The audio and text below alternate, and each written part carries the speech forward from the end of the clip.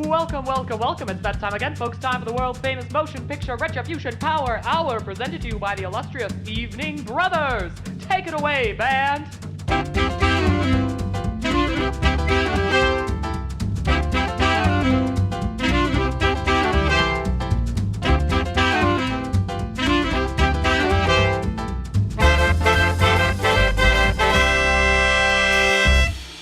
Yeah, we're good. We're recording. Welcome to the Motion Picture Retribution Power Hour. I am your evening brother, John. I am your evening brother, Lincoln. And I am going to be Brother Preston. Okay, we have 20 minutes. Preston he's been very kind to us and he's given us time. We are talking about Tron. We're talking about Tron Ares. Here's what Tron Ares is. I'm going to take the next 42 seconds and I'm going to say Tron Ares. As follows: Michael B. Morbius, as he is a guy in the grid.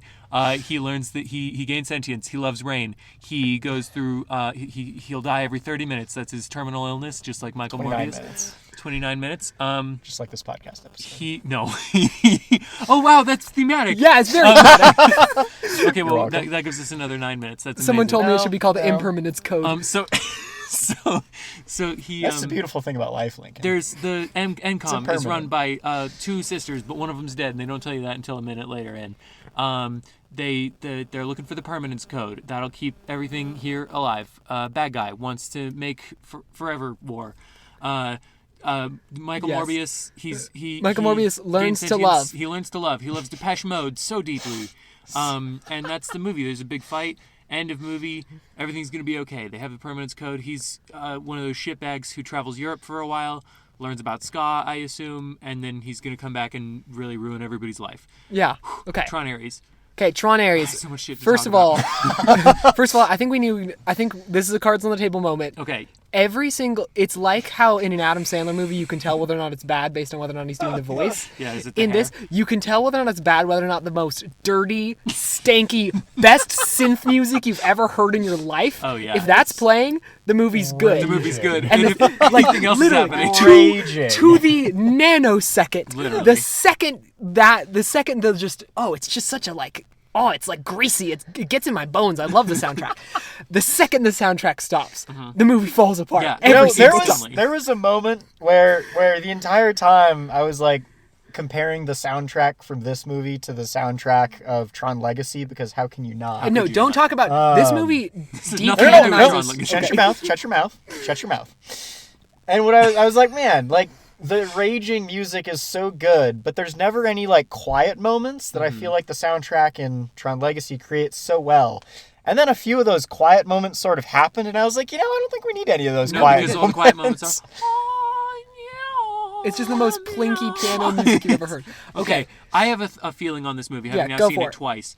This is a movie that starts really strong with some stinky bass. Yeah, it really does. Every following second that isn't doing Tron stuff, it gets worse and worse. Like, this is a movie that starts high and ends so low. I think the specific moment that it really, really fell apart for me, and I think you saw me physically react, it's when they're in the car. So, this movie has two protagonists that it runs out of time for. Right. Literally and metaphorically. Yes. So you've got Evie, who's the sister who's alive, and then you've got Ares, who's Jared Leto, Michael Morbius, who's dead. Yes. And the whole time when Evie was on screen, I was thinking like, why? I feel like she's not the protagonist. Like I don't have this feeling of like wanting to see what she can accomplish. And it's like, wait, because she's not. Because the movie purposely really, really, really intentionally centers Ares, and Ares can't think, and he doesn't have feelings until midway through the movie. Right, when he decides he has feelings. And then he becomes but he's the protagonist for most of the movie, and so you feel like she's a side character that suddenly just becomes really important to the plot. Absolutely. Also, we're in the car in the parking lot recording right after seeing the movie. I don't know if we said that out loud. Oh yeah, we're in the car. We have to record fast. Cards on the table. This movie is dog shit. Yeah, it's bad. In almost every form. And I think the biggest problem with the movie is that I realize this as the movie I think also realizes this. The fun of a Tron movie is to be in Tron world. Yeah. And so this one, the idea is like Tron comes out into the real world and it's like, oh, that's cool. We get one good kind of chase scene out of that. And then the movie is also like, what do I do now? Like, Yeah. I don't know what Well, this Now we is. go to one Tron world, and then we go to the other Tron world, and then we go to a third Tron And world. all of them are fucking And dog none shit. of them are interesting. None of them Yeah. are Well, cared. how is this a Tron Legacy sequel? And Don't I say legacy. no, You're I'm- not allowed to use I, legacy. I say legacy sequel in both senses of the word. It's a Tron sequel that managed to kind of decanonize the only good Tron movie. What? It ignores the events of the only good Tron movie. Yeah. Well, kind of. I mean, it kind of does and it kind of doesn't. No, it does. It does, I mean, it because sort of It fits. it's sort of like it acknowledges the only good Tron movie in the fact that it like wafts Yeah. just a little bit of scent. Oh, there's You know, a it lot just of scent. wafts a little bit of I'm good not- Tron in front of your nose, Look, I'm and not- then takes it away and dumps it down a garbage disposal. Like you do to a bad dog. I'm not saying that this is a good sequel to Tron or Tron Legacy. I'm saying good. that it doesn't inherently like negate Tron Legacy. But it kind of does because I But was it under, doesn't not. I was under the assumption that in Tron Legacy, the grid that he goes to is the 80s grid, but Okay. it's been Right. updated No, over that's time. fair. That's a good and point. they go back to the 80s grid, and it's literally the 80s grid, which like But I think you can make the argument that it's a backup. it's like of that. the It's like 80s that grid before snapshot it of that got 80s we grid. don't have modernized. fucking time to get But this why did we go sweaty. there? It looks so bad. It Okay, looks so. It's so hard That's to look what at. we need to talk about. They go back to the shitty looking one. They go They back, go to, back the, to the 80s. They never go to the good-looking Tron They scene. don't. And the best part of Tron Legacy is the fleshed out world. Yeah. It's the thing where like you're interested to see how this culture develops. Yeah. This one has the audacity to be like, we're gonna go back to the 80s one. Already a stupid idea. And nothing's happening there. And the only other Tron world, the Dillinger grid, the enemies grid, Mm-hmm. they go to one single room. They leave the room once No, and they go do the straight to little the jet portal. ski There's thing, one and then No, they go to the that's what I'm portal. saying. They leave the room once, Mm-hmm. go straight down, hit a beeline. You don't have to wait for the cycle to reset. You don't have to True. wait for the power to turn on. They go to the thing. Okay, and that brings me to the other issue I have with this movie. I have so many. This is not Yes, only the two, one other one of two issue. issues. You like Depeche Mode more This- than he does.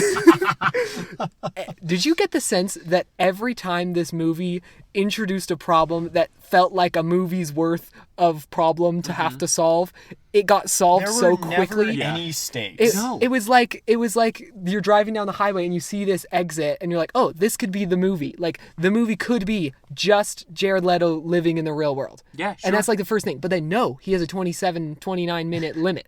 And then you go, oh, it could just be them in the Dillinger grid trying to get out. And yes, would it just be Red Tron Legacy? Yes. But Tron Redgacy. is that all? Would that have been enough for me? Also, yes. Yeah, Yeah. for sure. Would it, if it was just about a rogue AI that decides to attack the Earth?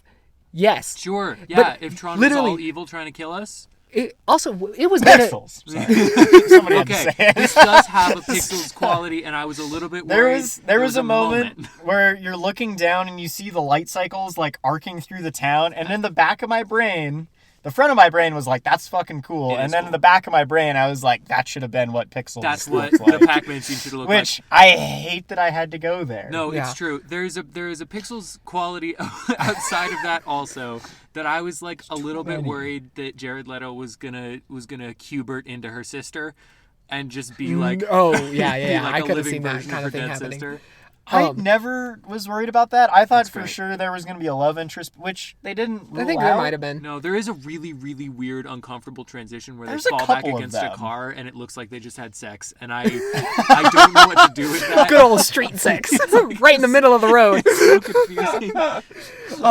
I don't think I ever actually said the moment that falls Oh, apart yeah, for no, me. I'm sorry. What's It's when the they're moment? driving in the car. They just got out of the Dillinger grid because the Dillinger grid was literally a 5-minute problem that couldn't be solved. You know how it took Tron Legacy an entire movie to get through that problem. Well, they were all stupid, and not Jared Leto with his cool, nasty, greasy, shitty hair. It's when Why would you program a guy with hair like that? Jared Leto starts talking about how much he loves Depeche Mode, and Yeah. it becomes this like very Disney, very TV kind of experience Yeah, all yeah, of a sudden, and the nasty, fun, dark synth stops and the like plinky like reality show music starts playing. The synth is going, and then it turns into the Depeche Mode song, and then it turns into piano. Yes, yeah. Then it becomes like the plinky like, this Sarah Bareilles like in the arms of the angels. De-escalation. And Jared's like, living's pretty badass, isn't it? Okay, that's my other thing. This whole movie is about like how interesting it is to be like alive and what life is. Don't you wish they first showed of us all, anything interesting about being alive? First of all, it frustrates me that their whole thing is like, what if AI was cool though? Don't worry about it. We should use it more. And second of all, I feel like it's so frustrating to have them be like, isn't life amazing? And their whole point is like, it sure is hard and good sometimes. And you're like, yeah, a 6-year-old knows that. Like that's okay. This is the other thing that I feel like we need to talk about, and we have another 20 minutes because we've had 19 minutes. I'm sorry, because we it's a 29-minute episode now because it's thematic. It has to be. I honestly I can't argue with that. Yeah, thank you. The other huge problem with this movie, like the most infuriating problem with this movie, is that it is written for 8-year-olds. Yeah. The number of times, like there is a direct quote from this movie. They're talking about the permanence code, and then she finds the permanence code, and he goes, this looks like a double helix, and she goes, that's because it is a double helix. And then he goes, what is this? And she goes, if this is what I think it is, it's the permanence code. And it's like, are you fucking kidding me? Every time there's like somebody coming after them, or there's like one of the characters has a realization. Oh my God. They say it like 4 fucking times. Yeah. So many like, times. oh, is that a recognizer? Oh, it's Athena. Athena's coming. Wow, what is that? Holy shit, it's Athena. Athena's coming. Oh my goodness, she's in a recognizer. They also Holy do shit. that with all of the like pithy quotes from the movie. Okay. I'm just pithy like quotes. imagine if Casablanca he has the flashback with the Where he's on woman that sick ass light cycle. when he's on, when Humphrey Bogart's on the sick ass light cycle, and he goes, "Here's looking at you, kid," and then he wakes up from his flashback off his motorcycle to see at the piano, and the first words out of his mouth he goes, "Here's looking at you, kid," and then at the end of the movie he goes, "Here's looking at you, kid," and she looks at him and says, "Here's looking at you, kid," and then they both turn the camera and say, "Here's looking at you, kids." That is the level of repetition that happens in No, it's Tron true. Ares. It's true though. Also, burrito guy. Every line of his, I hate him. Oh, I hate him with so bad. with all of my heart. I hate him. He doesn't do anything the entire movie. Yeah. doesn't do a He carries single some thing. boxes. They're doing the whole hacking thing, and he's just like sitting there. Yeah. I clocked it this time around because, again, I can't stress this enough. I've given so much of my money to Tron Ares. I clocked it this time around, and the movie would be literally exactly the same without him. He was not there. Nothing is changed. It would be better. Zero. It You would know, be better. you know how in we would only have to listen to one. Well, we would have to listen to one less shitty character's dialogue. Exactly. And like the sisters, her loneliness would feel like even more heightened because she's in this like Alaskan wilderness. Actually yeah, or wherever. but they have to follow tradition. Don't you remember how Tron Legacy had Sam Flynn being followed by an incompetent little asshole who just Yeah. makes pithy jokes the whole time? Makes jokes and burritos. Why are we talking about Tron Legacy like it's some revered text? Like, Tron Legacy isn't even that good, Legacy but is- it's so good in comparison to this movie. Can you believe? I disagree. I think it's a great movie. Can you but believe that the 80s Tron exists and Tron Ares is the worst Tron?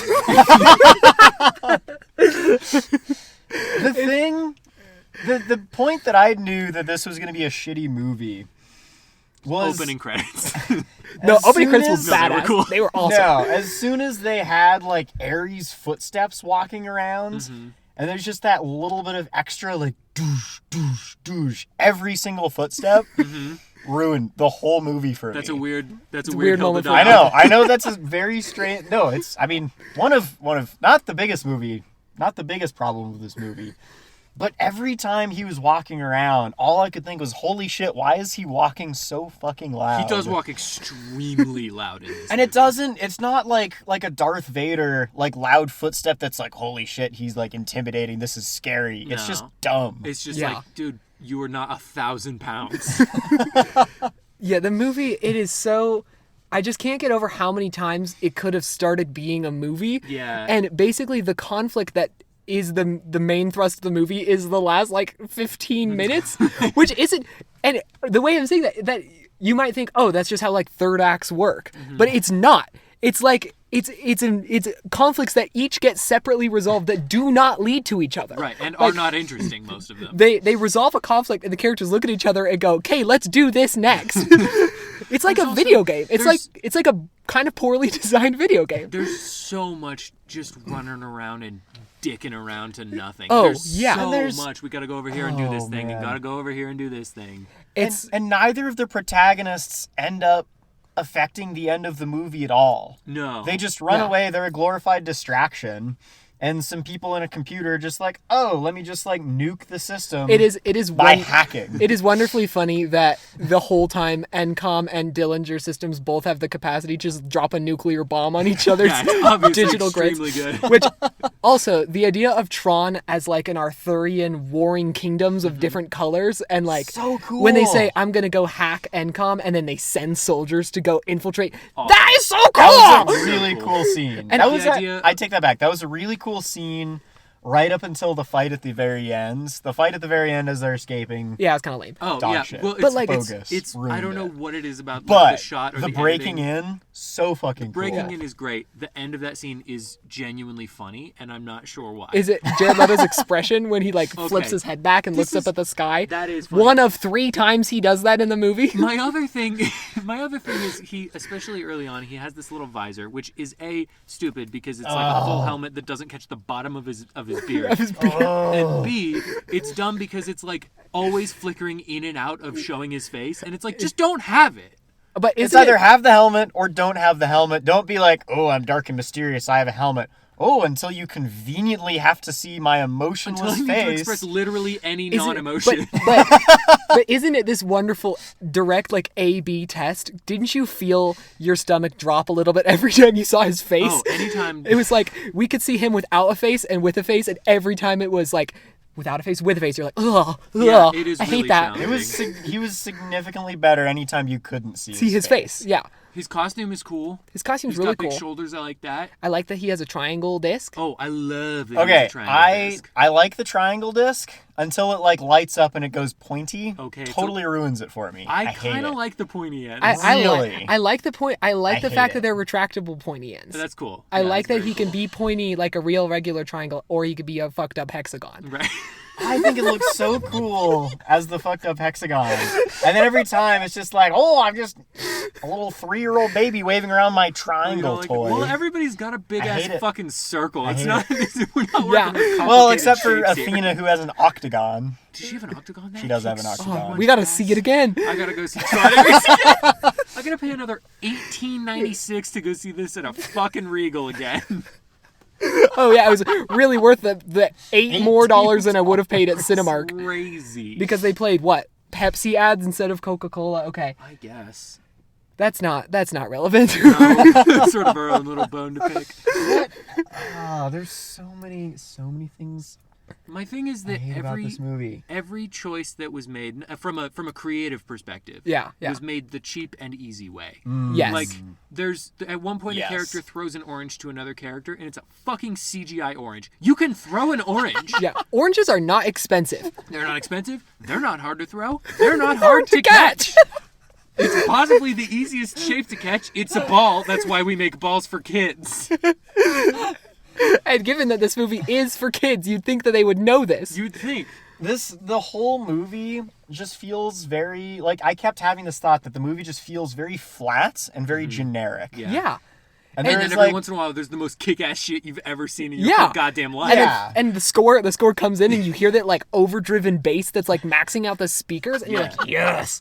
But is that just the power of analog synthesis? Are we no, just- it was like the music was like probably the only thing like telling me like when I should be like excited. Yeah. Yeah. And that was like the entire movie. I feel like it never. Yeah, it doesn't It add up was to great, anything. but it, like the bass was great, but it never quite like it doesn't really make it a soundtrack. It though. wasn't enhancing it. It was like defining Yeah. it. It Yeah, was like that's true. declaring that this is a scene that you need to care about And it because was- Yeah. It was just declaring it so loudly that I agree. that I agree. Yeah. I was like, you're right. Which this is cool. yeah, I agree. Yeah. Two things. It is also cool. The last fight is fun because he has a little disc and he has one of those kick-ass sword. That you can jump off of that their you can little jump light off beam. of. That's I like it. that's I'm cool. into that. It's- Two, Evan Peters looking incredible. written horribly, acting the terribly. villain? Yeah, that's the villain's actually pretty great. He looks great. He looks great, and I like how he gets more and more unhinged. But also, it's not his fault that Alien Earth came out and had a much better model of a boy genius CEO who's willing to kill people to create immortality by using artificial intelligence. Like, it's not their fault that someone else pulled the rug out from under them and did the better version of that idea. His is probably the best performance in the whole movie. Probably. I would say. It's definitely my favorite. Yeah. I think I just can't get over. I don't know. Everybody else feels very flat and emotional. Like Eve, when she's talking about how lonely she is, it's like so fake. And just not I just want to know who Eve is. Yeah, I would be. Well, and they present this for a fleeting moment. They present this idea of she's the CEO that everybody sees as this badass, and she's actually like a normal person, and that's an interesting thing to look at. And then they don't. Yeah, the movie doesn't. It's not interested in her at all. No. Which is doesn't care. Like, again, I think it's fair to compare this with Tron Legacy because it is a Tron sequel. Sure. I don't think Sam Flynn is the most interesting guy. I would say perhaps the least interesting guy. but I think the movie gives him the benefit of the doubt of like we're gonna like explore how this person's feeling and we're gonna let him like react and be in response to the events of the movie in a way that Eve just doesn't get. And to Eve's credit, I think she might actually be more interesting than Sam Flynn. Could have been. But never gets a chance. No. Never gets a chance to be a person in a movie about how cool it is to be a person. Right. Which is so funny because Jared Leto comes out, Michael Morbius is printed in a 3D machine. Yes. And he steps out and he is immediately like, Rain. I'm so intrigued. Just like Tears. It's basically Blade Runner. Blade Runner. It totally is. But it's just this really weird moment where he comes out and you're like, for not even a second are you supposed to believe that he's like a robot man with no feelings or no emotion. Yeah. He's immediately like, I wonder what Rain is like. What's the outside world? I want to be where the people are. I want to see them dancing. The fireflies. First of all, the fireflies don't look like fireflies. No, they look awful. They look like robo crazy fireflies. bad. And it's like, if I was a robot and I saw those, I'd be like, these suck. What are these? It looks like the background in one of those like 3-hour YouTube videos that are Yes. like cozy ambiance. Yeah. 1992 It looks or like whatever. some poor artist was in charge of like, okay, you're gonna CGI a bunch of fireflies that are gonna fly around within the grid. And they gave him 20 and they minutes. made the coolest thing ever. And then they were like, actually, let's just move these outside. Let's just put that not and in he's the grid. like, well, they're not going to match. They're supposed to be on the grid. Like, it'll be fine. What were they, The red? 8-year-olds aren't going to notice. Make them yellow instead of red. There's also like just visually speaking, the big room that they go to the one time forever there's something about the way that they shoot when they're shooting like if somebody's face and behind them is the window. Yeah. It always, every single shot looks like you're supposed to have 3D glasses on. Yes. And I can't quite put my finger on it, but there's something that my eyes can't look at. For me, it was more of like a claustrophobia. Yeah, sure. Every time they were in the Dillinger grid and they were in the control room, I was like, my body ached for them to leave the room. And do something. Because the room's tiny. It is the size of like a biggish car inside there. We are in the room right now. We are in a room that is more spacious. This room has more, this 2-door Honda Accord we're in has more access to the outside world than their like grid control room, in which they're supposed to be able to like observe and control the whole Dillinger City. That's because Techno City. I actually kind of liked that. Okay, sure. There's never any point where you believe that the Dillinger grid or any of the grids have anything going on outside of what is currently being seen. Right then and there. There is zero development to the world, to the grid, which makes sense for the Dillinger grid because it would be like highly regimented, that kind of thing. But we don't get to see that either. We also don't get to see that. But the Encom grid also doesn't have anything going on. No. Preston, there was a climbing corner. There's about 8 frames of the Dillinger guys climbing the side of the Encom grid. Yeah, how'd they do? Welcome to Preston's Climbing Corner. Also find you funny. That was a Find You Funny melody. I'm sorry, everyone. I'll do a better one. I'll do a better one. You're I'll really do a better. waste Be quiet. Be quiet. seconds of... Preston's Climbing Corner. I'm into that. That was significantly better. How was it was pretty sick. I don't know how realistic it was, but because it was like breaking in. His expertise is not informing us at all. I enjoy. Hey, that might have been the best part of the movie. Was them breaking in to the Encom grid. Yeah, a Tron heist movie. They're like, That'd be sick. like I love how you can see like their devices like cutting through the code and like all the pixels growing back together as the last guy like yanks his leg through. Oh, it's good. That So part's awesome. fucking Good cool. stuff. Yeah. They spend all of their budget on that one frame. Yeah. Okay, John, how much time do we got? We have... Oh, God. We have exactly 4 minutes left. 4 minutes. We have to talk about the fact that Jeff Bridges stops talking and starts just making sounds. My number one issue with this movie is that Jeff Bridges never looks at Ares and goes, "So you want to be alive, huh?" Yeah, sure. Oh, that's some biodigital jazz, man. That is a genuine problem. He does not have any fun lines in this movie. No. Yeah, it's to the point that I'm not joking. He stops talking and starts just going like, There's a bit where Ares is like, I only need one go around, and he goes, I love that. I love that as a guy who uploaded himself to a computer so I could live forever. I love the value of human life. It's crazy. There's also like, there's no reason for him to be there. I don't quite know what he is. I don't know either. Why he's aged. Why did he age? Like, we've gotten better at the technology that they Yeah. fucking tried in Legacy and did a terrible job with. Yeah, I don't and know this why would we also- wouldn't this would- employ that right now. This would make more sense because he's like a digital guy, so he doesn't have to look perfectly realistic. You already have the shitty model. Use it. Use it.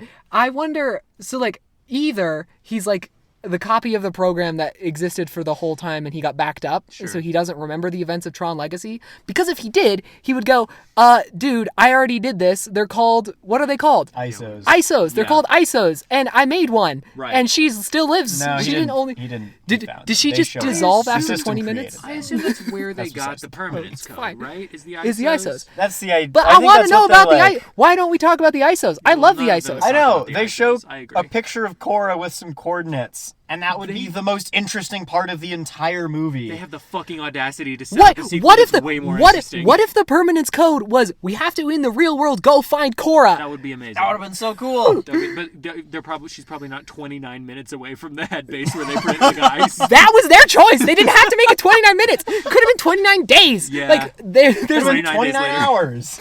yeah. They like every off ramp this movie could have had. It doesn't take. I also like that they get little Green Goblin flying machines to float around in. I to get like somebody. the Green Great. Goblin flying Pretty machines. great. Okay, what's I our think, time? I think my biggest issue with this movie Minute 41.